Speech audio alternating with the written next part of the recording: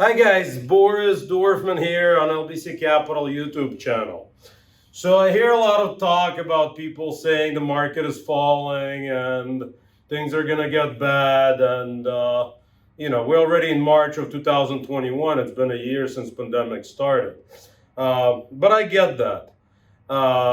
Things are not as smooth, recovery is not as fast, and government is printing too much money. So I wanted to do this video as a response to Patrick Bet-David's video that 10 things are gonna get the market crashing. Patrick Bet-David is a big financial YouTuber. He's a big personality, but a lot of people out there on the news, financial advisors are talking about this. And the main point is which market is falling. Are we talking about economy? We're talking about stock market, bond market, or real estate. So Patrick Bet-David outlined 10 things. I counted 5 or 6. He went through stock market. He went through real estate market. He gave us his 10 or 6 if I count them points. So I'll give you 3 or 4. You guys can count at the end. By the way, subscribe to my channel if you haven't already. Click subscribe down below, like, comment. So quickly, 5 things that I counted from Patrick. He's talking about stock market being overvalued. And he's talking about PE ratios. He's talking about people paying $1.2 million for Michael Jordan card. That means people are gambling, basically.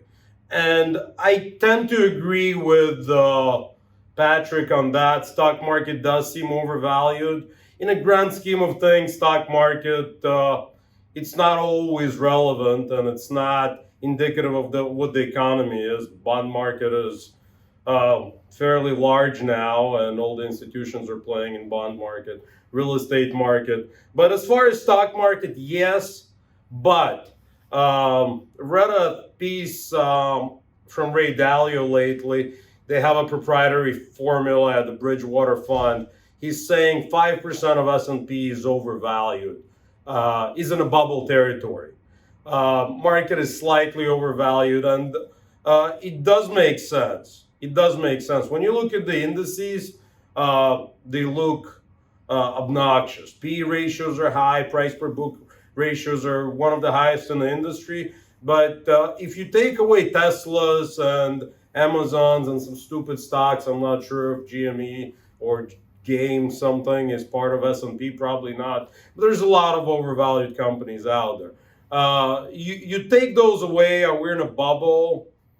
Maybe, but again, markets will stay irrational for longer than you stay solvent, as John Keynes said. So yes, P ratios are high, but compartmentalized stock market. So basically that takes through the stock market was one of the major points Patrick Bet-David. Second one is interest rates. He talks about interest rates being at the lowest level ever. He's right. Mortgage interest rates have risen significantly in the past 2 weeks. And Patrick's talking about, well, when rates go back to 9 or 10% like they were 30 years ago, 40 years ago, all hell is going to break loose. But rates are not going back to 9, 10% ever. Well, my opinion. The bond market is a lot bigger than it was 30, 40 years ago. The government figured this out, and the government prints money, and they cannot sustain much higher interest rates. I mean, we're going to have to talk about changing of reserve currency if interest rates go up to 9, 10%. That being said, yes, we have a perspective, we have inflation coming, whether it's going to come temporarily or it's here to stay, yet to see. But guys, rates are not going significantly higher. That being said, a small move in rates can have a devastating effect on real estate. That's actually one of the biggest unknowns is the interest rates, mortgage rates. Mortgage rates is going to go up. That's going to be the short-term demise of the real estate prices. So watch inflation and interest rates carefully. That being said, they're not going to 9 or 10. They're not going to 7. They went up from 2.5 to 3.25 to 3.5, and they're kind of leveled off. We shall wait and see what the inflation does in the next couple of months. But in my opinion, the long-term trajectory of the interest rates are down. A year or two from now, we're going to see interest rates lower than they are today. It's a bold prediction because most people are on the opposite side of this and everybody's predicting inflation. But I see mortgage rates lower, or at least where they are today, a year or two from now. We can come back to that. So no, interest rates are not skyrocketing.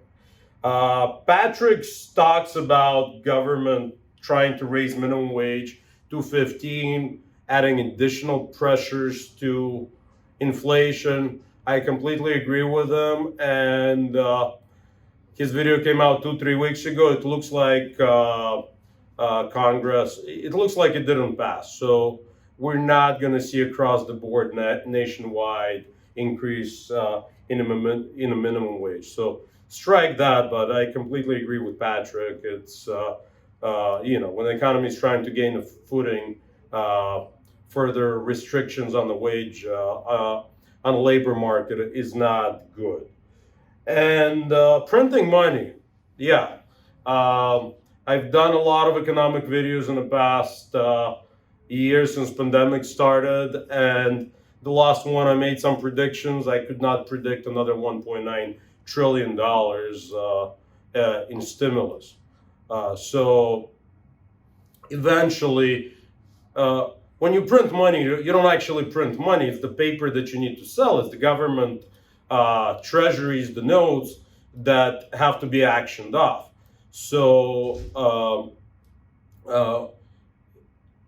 as you bring the supply of paper, there may not be as many buyers. So you would have to raise the interest rates on the ask to make sure the buyers are there. So there will be more buyers at 1.5% than at 1%. So temporarily, the rates on the treasuries are up.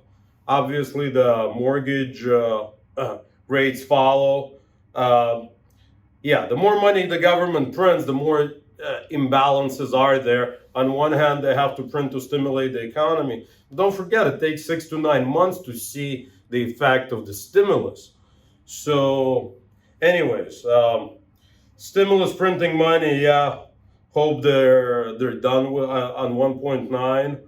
And last but not least, he talks about 11-year cycle in real estate. And yes, that's correct. That's what all the real estate books, that's what history tells us. But we have new technology. We have lowest interest rates ever. And not to say that this time will be different, but who's to say the cycle cannot go on 15, 20 years? We have Australian real estate market has been hot for 30 to 40 years. Real estate market in Israel has been hot for 40 years. So there's precedent. There hasn't been precedent in the United States, but it's a changing economy, a lot more technology. As a country, because of this technology, we became more productive. Rates are down. So all in all, the cycle of 11 years is kind of long, but it's not about how long the cycle should be. It's what needs to happen for the cycle to end. So I'd like to talk about the causes of the real estate market demise, not because, okay, it's due, 5 years ago they were talking about real estate market is too high, just because, no, you have to have a cause. In 2008, interest rates were high. People were buying properties with 0% down, and we were overbuilt. Today, interest rates are low. People are putting 20, 30% down or buying it cash, and we have lack of inventory. So cycle doesn't have to be cycle this time, but we'll see. Patrick, thank you for listening to me. Guys, subscribe down below, and thank you.